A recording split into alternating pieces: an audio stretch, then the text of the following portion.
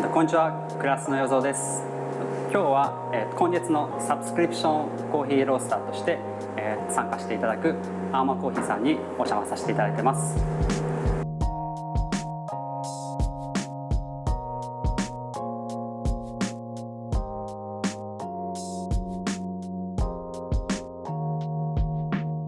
アーマーコーヒーの代表の青名さんは今回お話しさせていただくのは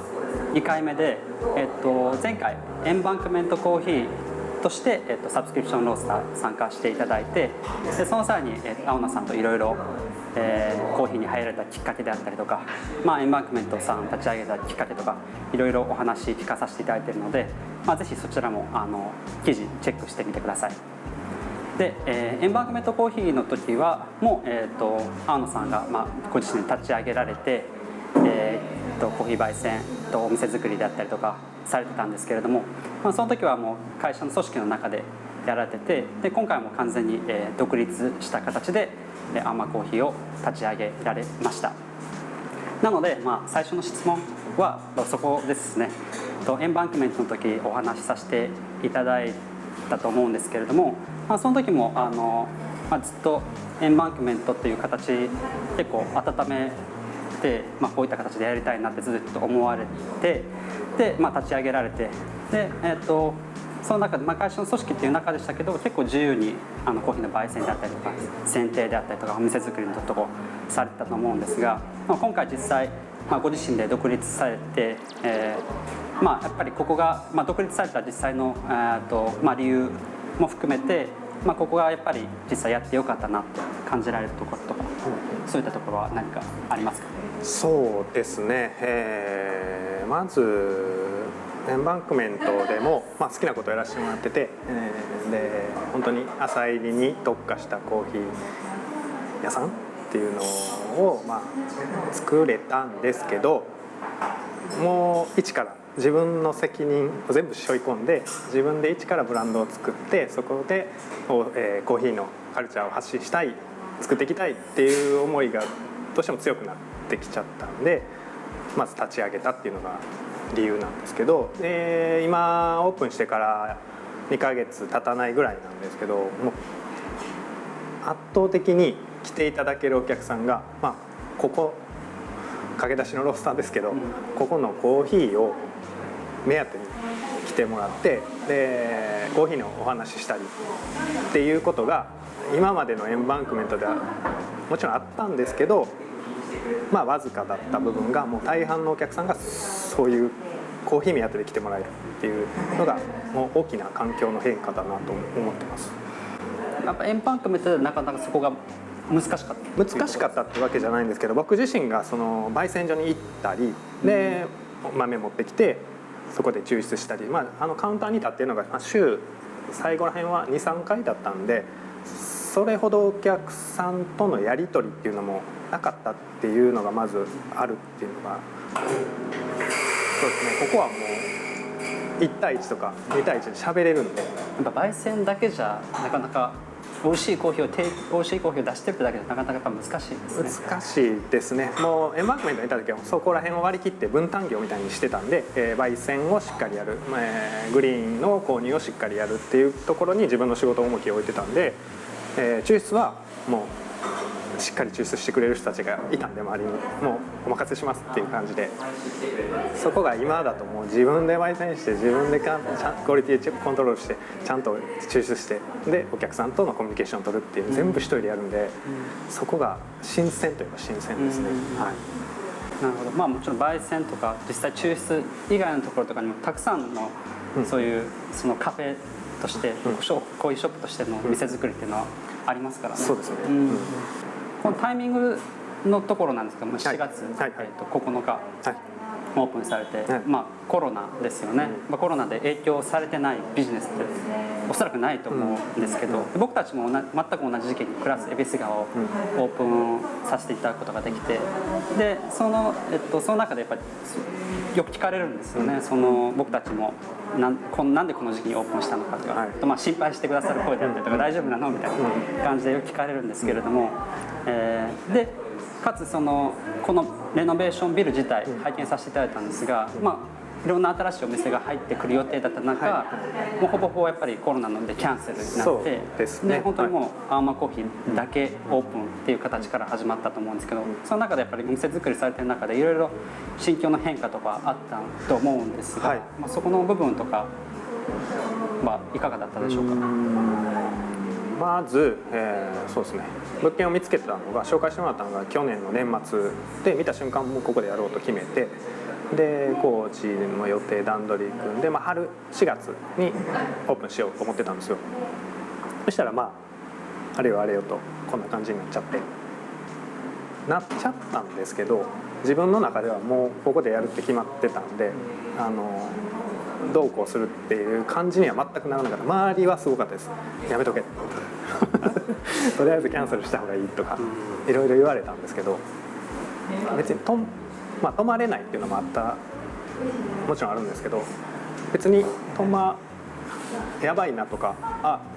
どうしようとかいう感覚ははっきり言ってそんなになかったんですよ。別にそんなに心配しなかったっていうか、自分のやりたいこのパッケージがそこまでコロナ禍になった時に言われたようなその密なような店作りをしようと花から思ってなかったんで、でコロナの中で自分でちょっと落ち着く時間もできたんで幸いで、まあ、これをきっかけにコーヒーとお客さんとのこのあり方っていうか、もちろん家で入れてもらう、豆を買って入れてもらうっていうのがロースターとしては大前提ですけど、お店に来てもらった時のそのお客さんのと僕たちのこのお店のこの空間一緒になってお店って作っていくもんだと思うんですけど、あり方、コーヒーとのお客さんと私たちのあり方っていうのが今コロナ前とでは変わるんじゃないかと思って、僕は変えたいと思ってたんで、そのゆっくりコーヒーを飲むっていう日本の人たちの文化はもちろん素敵なんですけど、もうさっと来て、さってちょっとねバリスタの人たちと喋って、ロースターと喋ってピッとこうまたねみたいな、それがまあ毎日来てもらえたり1週間に1回月に1回でもいいんですけど、そういう感じのお店がいいなと、他の食べ物で言ったらうどん屋さん、立ち食いうどん屋さんとかああいうのが僕は大好きなんで、イタリアンバールってね昔ちょっとあったじゃないですか。それの現代版の解釈で、また新たにそういうコーヒーとの向き合い方って素敵なんじゃないかなって思ってたんで、あんまりだから密とかコロナでっていうのはそんなに心配はしてなかったです。開けたらねやっぱりゆっくりですけど。でも新たな可能性っていうのはやっぱりいろいろ再発見できましたよね。そうですね。でコーヒー自体が、いろいろ飲食ある中でも比較的、それこそさっと飲んでさっと帰れるっていうような環境づくりもできますし、もちろんちょっと触れられた家で飲めるっていう、形でも取れますし、比較的影響も少なくて、かつ何か次の可能性を感じられるような、なんか媒体だったのかなっていうふうに僕、他の例えば本当夜のそのバーとか、そういったところと比べたら、僕たちまだ良かったのかなっていう表現は変かもしれないですけれども、何かいろいろ次これからできるんじゃないかっていう可能性感じられると思いますね。可能性はありますね。で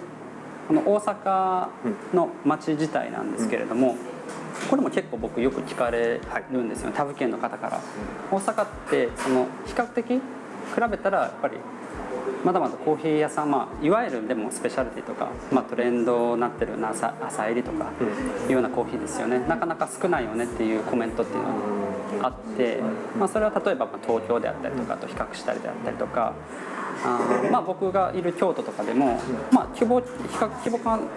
規模感自体は少ないのでちっちゃいんですけれども、その中で結構コーヒー屋さん多種多様あって、でも新しいものも結構ここ数年すごい出てきて、すごいひしめき合ってる状態なんですけど、その中で僕自身はもっともっとできてほしいなっていうふうに